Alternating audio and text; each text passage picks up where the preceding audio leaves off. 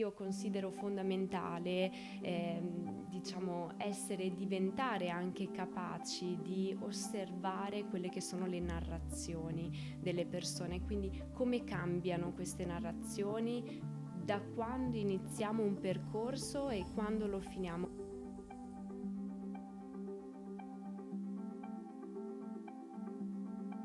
A Fuori la Voce oggi abbiamo il piacere di incontrare la dottoressa Elisa Tiberto, psicologa clinica per la salute e psico-oncologa. La psico-oncologia come potremmo definirla e soprattutto quali sono i suoi benefici?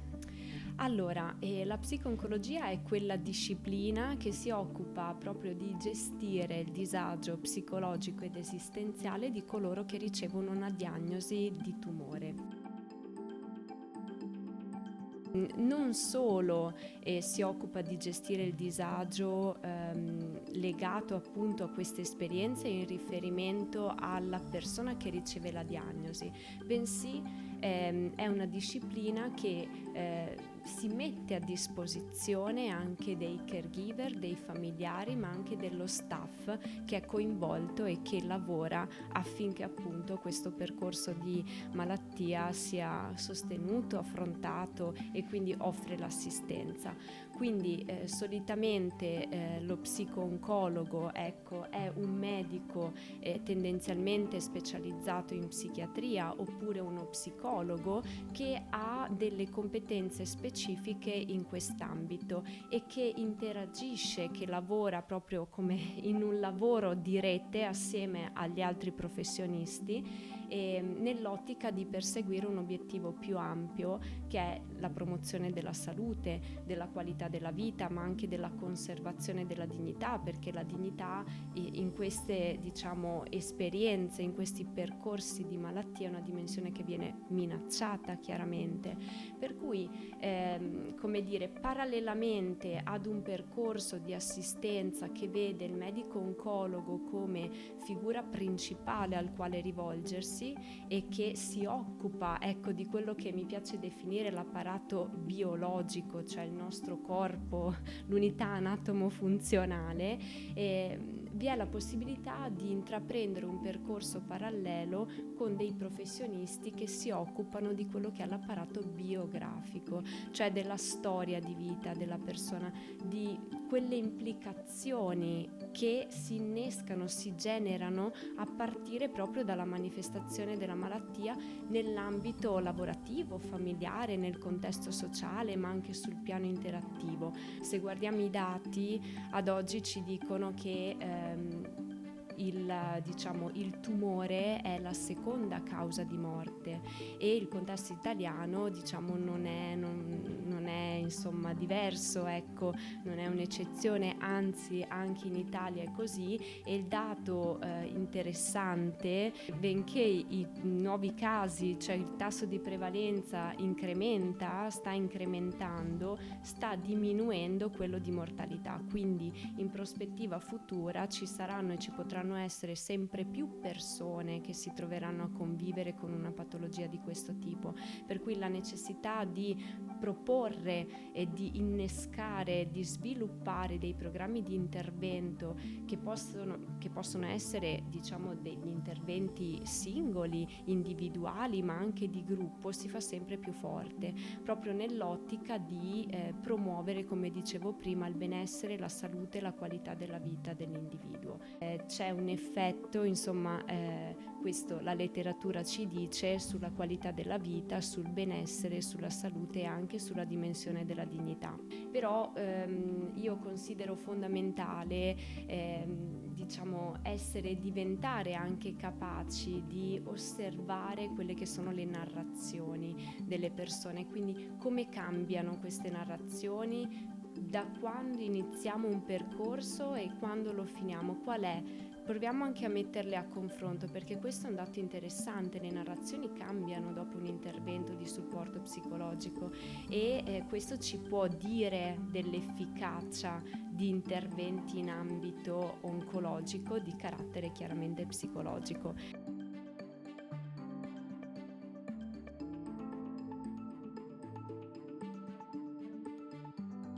psicologico, quando ci troviamo di fronte a un esito di una diagnosi, iniziamo a provare un po' un certo senso di colpa e di rabbia, sia verso se stessi ma anche verso il proprio corpo. Quindi quali sono queste principali appunto dimensioni del supporto psicologico? Ecco, le dimensioni, diciamo, attorno a cui proprio si può andare a sviluppare un percorso di supporto psicologico sono proprio quei vissuti, no, che la persona porta. E mi viene da dire all'interno della stanza, ma non solo così, perché dobbiamo essere pronti anche ad uscire da questa stanza. E quindi quali sono i principali vissuti? Principalmente una grande paura. La paura è un'emozione che è messa proprio al centro perché non se lo aspettavano e quindi la notizia arriva e queste sono le principali metafore che vengono utilizzate anche per descrivere quello che sta accadendo, come un uragano, un terremoto, è una tempesta emotiva, quindi tutte metafore che rappresentano degli eventi che sfuggono al controllo umano e sono improvvisi e proprio nell'improvvisazione, come dire, cambiano radicalmente le regole del gioco della vita, tanto che quella notizia non era all'interno dei piani di vita di quella persona, quindi una grande paura, domande, come dicevi, perché proprio a me? E quindi talvolta anche un senso di colpa, ma soprattutto in riferimento al fatto che forse potevo fare qualcosa per accorgermene prima. La questione è che non è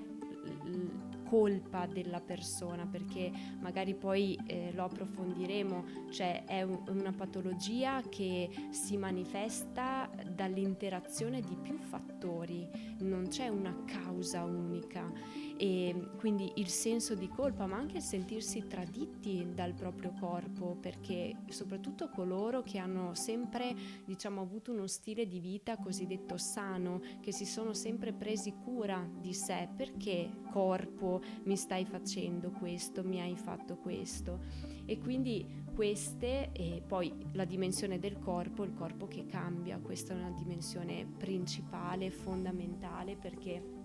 ci si trova proprio a riconoscersi nuovamente. Il corpo, la forma cambia e se pensiamo anche ad esempio ai tumori al seno e alle donne che vengono operate, tutta la dimensione legata alla femminilità, ma anche per quanto riguarda l'uomo alla mascolinità, quindi come il cambiamento corporeo poi ha un impatto nella relazione con l'altro e con gli altri, perché noi ci specchiamo negli occhi degli altri, la nostra immagine è frutto dell'interazione anche degli sguardi che abbiamo con gli altri.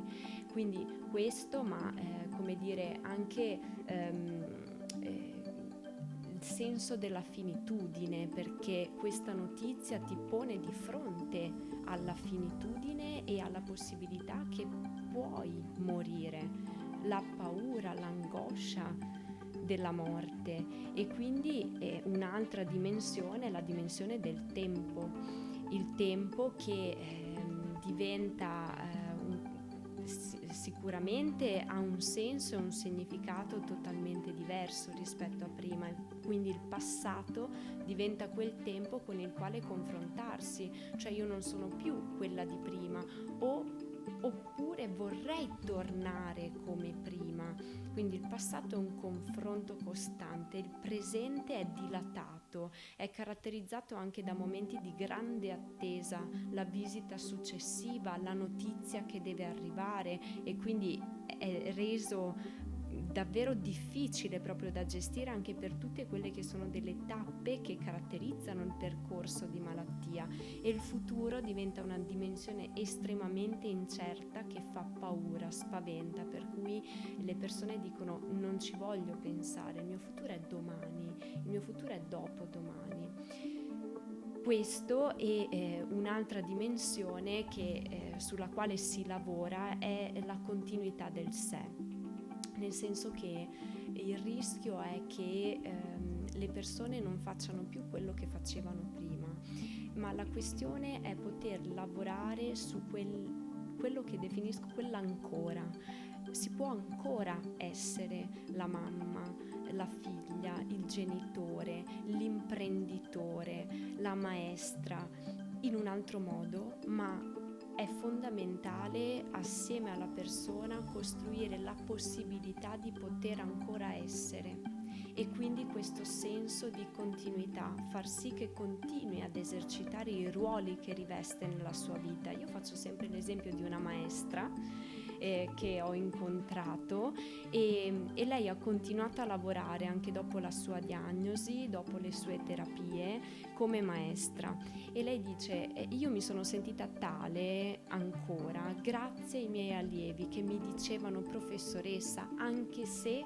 non riuscivo più a suonare, anche se non riuscivo più ad andare ai concerti tanto quanto prima e a raccontarglieli, ma ho continuato a lavorare e continuavo a raccontarsi come maestra, anche se non riuscivo più a suonare, ma continuavo ad esercitare quel ruolo. Quindi queste dimensioni sono fondamentali perché hanno a che fare proprio con quello che è poi il benessere, la salute di cui parlavamo prima, la dignità. E chiaramente la comunicazione con gli altri, e gli altri diventano anche un'altra dimensione che si affronta durante il percorso di supporto psicologico. Non le ho esaurite sicuramente tutte, queste sono quelle principali, diciamo, che ho voluto condividere ora. Ecco, diciamo, hai parlato di ancora e anche se. Penso che questo ancora e anche se ha molta importanza, soprattutto se ad ammalarsi è un adolescente. Ecco, in questo caso, diciamo, il supporto psicologico dove lavora e come ci lavora? Certo, assolutamente. Allora, consideriamo che in generale l'adolescenza, dal latino adolescere, quindi crescere, è un momento di grande cambiamento dal punto di vista cognitivo, emotivo, sociale, corporeo, e quindi l'adolescente si trova già, diciamo, in generale ad affrontare delle nuove sfide, nuove scelte, nuove responsabilità, e in questa fase di grande cambiamento c'è la possibilità che si manifesti del disorientamento, della sofferenza, del disagio, no? Quindi pensiamo all'adolescenza come una fase di enorme cambiamento. Se consideriamo ad esempio le testimonianze di questi ragazzi, degli adolescenti, anche qui si manifesta un'enorme paura, ma dall'altra parte non vogliamo generalizzare, stiamo cercando, no, di cogliere un po' quel collante, quel filo rosso tra le storie. Sono ragazzi che hanno un'immensa voglia di vincere, quella che definiscono battaglia. E l'aspetto fondamentale, come dicevi, riguardo proprio alla continuità, in un periodo in cui si sta cercando di tratteggiare la propria identità, anche distaccandosi da quello che può essere il legame, no, con i genitori, si viene catapultati in un mondo di adulti, perché i genitori, i medici, sono quelle figure in questi percorsi che l'adolescente vede costantemente, quindi diventa fondamentale farli, renderli partecipi anche dei processi decisionali, cioè far sì che si percepiscano, comunque che vivano questo essere parte, no? Anche questo, che sperimentino l'autonomia anche in questo percorso, che è il loro percorso, e parallelamente far sì che possano mantenere l'interazione e il contatto con tutti quegli ambienti esterni che può essere la scuola, le amicizie, lo sport. Questo diventa fondamentale. Come dicevi, la continuità del proprio sé. L'esperienza di malattia non deve essere un qualcosa che costruisce dei muri attorno all'adolescente, ma quei muri, magari che inizialmente si percepiscono, devono pian pianino essere non dico distrutti, ma scomposti, perché è necessario che si mantenga questa interazione, no, con l'esterno. E quindi questo principalmente, la dimensione corporea poi diventa fondamentale, perché è un adolescente che si sta definendo anche dal punto di vista dell'identità corporea. Il corpo cambia in un modo in cui sicuramente la persona, il ragazzo o la ragazza non se l'era immaginato. E poi lo sguardo degli altri, la paura di essere giudicati, la vergogna di anche essere visti in quel modo. E quindi tutta una serie anche di strategie difficoltose che si trovano per cercare di rimanere, di sentirsi più a proprio agio possibile. Quindi è fondamentale chiaramente avere una rete che sostenga interagendo tra loro. Quindi quando dico rete, ripeto, la scuola, gli amici, il contesto sportivo o tutti quegli ambienti che l'adolescente frequenta, che unendo le forze assieme contribuiscano a favorire, ecco, questo flusso biografico dell'adolescente che deve continuare.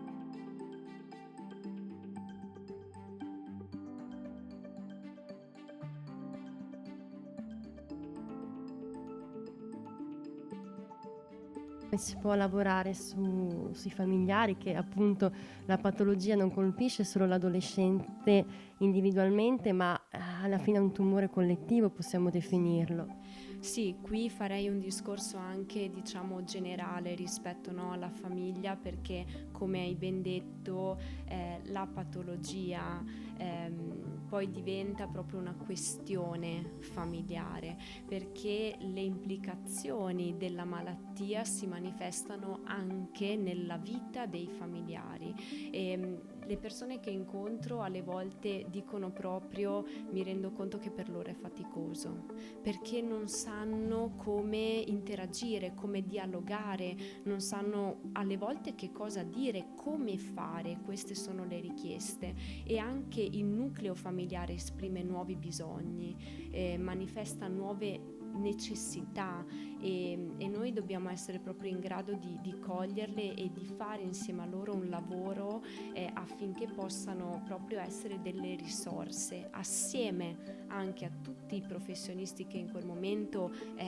diciamo sono attori nel percorso di supporto non solo psicologico ma anche assistenziale, e quindi anche qui far sì che ci sia un lavoro di rete anche con i familiari, che per noi sono delle risorse, dobbiamo configurarli come tali, ed è proprio per questo che il servizio di psico-oncologia non è rivolto, come dicevo all'inizio, solo a coloro che ricevono una diagnosi, ma anche ai caregiver, ai familiari che si trovano a dover, come dire, rivestire un altro ruolo nella loro vita che prima non rivestivano.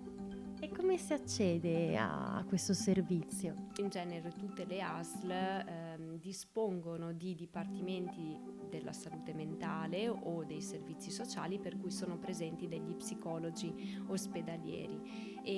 che insomma garantiscono un supporto psicologico anche a coloro che stanno affrontando questo percorso di malattia. Al di là di questo, come dire, la comunità, il territorio mette a disposizione dei servizi che garantiscono l'assistenza psicologica ai malati, insomma, di cancro, e se consideriamo ad esempio il nostro contesto italiano, ce ne sono diversi di servizi di psico-oncologia. Ecco, la Società Italiana di Psico-Oncologia, la SIPO, mette proprio a disposizione un PDF, un elenco di tutti quelli che sono i servizi di psico-oncologia presenti nel territorio nazionale. Se vogliamo considerare il contesto padovano,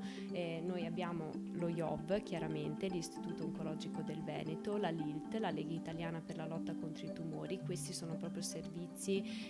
a disposizione della comunità, ma anche il servizio di psico-oncologia messo a disposizione dall'associazione Noi e il Cancro, e anche il centro di psico-oncologia messo a disposizione dall'Hospice Paolo VI.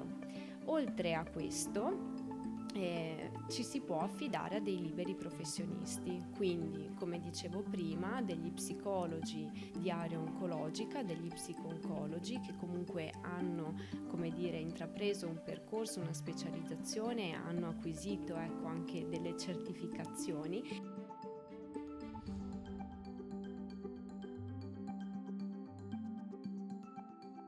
Ma dottoressa, c'è alla fine una causa a tutto ciò? E soprattutto qual è l'arma che noi abbiamo, quella più forte? Questa è una bella domanda perché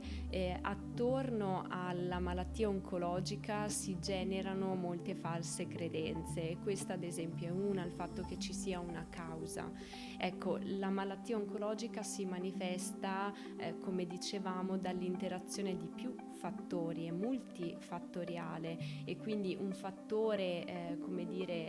il principale è l'invecchiamento, e anche per questo che la manifestazione in età adolescenziale è un qualcosa che si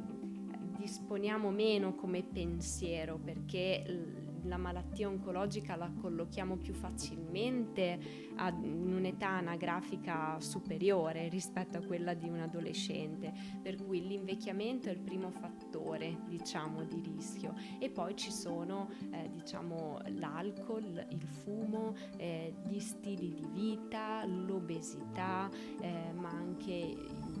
i raggi ultravioletti, quindi l'esposizione eccessiva al sole, dei fattori ambientali, la familiarità, che non significa che se la mamma ha avuto un tumore al seno allora anch'io avrò un tumore al seno. Sono tutti dei fattori che possono contribuire, possono favorire alla manifestazione di una malattia oncologica, e anche i fattori ambientali, chimici ma anche infettivi. E quindi ora arriviamo, ecco, a questo che vorrei sottolineare, proprio l'importanza della prevenzione, perché questa è, diciamo, una falsa credenza, pensare che il cancro si manifesti perché c'è una causa, tanto che la chiamiamo sindrome neoplastica, perché l'eziologia è incerta, ed è proprio per questo, quindi si tratta di una multifattorialità, fattori che interagiscono. E poi altre false credenze possono essere che il tumore al seno si manifesta solo nella donna, non è vero, in percentuali molto basse anche però nell'uomo, o che non si senta, cioè non si possa capire se si sta manifestando questo tipo di patologia, oppure che contro il tumore non si può fare nulla, oppure che non dà sintomi, che non dà segnali. Ecco, anche tutto questo, tutto quello che stiamo dicendo è come rappresenta un trampolino di lancio per introdurre questo tema fondamentale che è la prevenzione. Parlo insomma noi in termini di psicologi, anche di area oncologica, ma anche psicologi in generale, abbiamo proprio la responsabilità di informare, di educare anche gli utenti, la comunità alla prevenzione, perché è un'arma fondamentale, sia la prevenzione di tipo, diciamo, primario, quindi proprio mettere a disposizione tutta una serie di informazioni anche rispetto ai fattori di rischio, perché la messa a disposizione delle informazioni consente ai cittadini di usare quelle informazioni, perché se non so che ho la possibilità di fare uno screening, difficilmente è il mio primo pensiero la mattina, per cui noi abbiamo la responsabilità di diffondere queste informazioni. E poi chiaramente la prevenzione secondaria, e quindi con tutta una serie di esami o comunque di visite che consentono di eventualmente fare una diagnosi precoce, perché prima si fa diagnosi, più sono le possibilità che non sia estremamente difficile gestire tutto il percorso di assistenza e di cura. Questo in termini generali, ecco.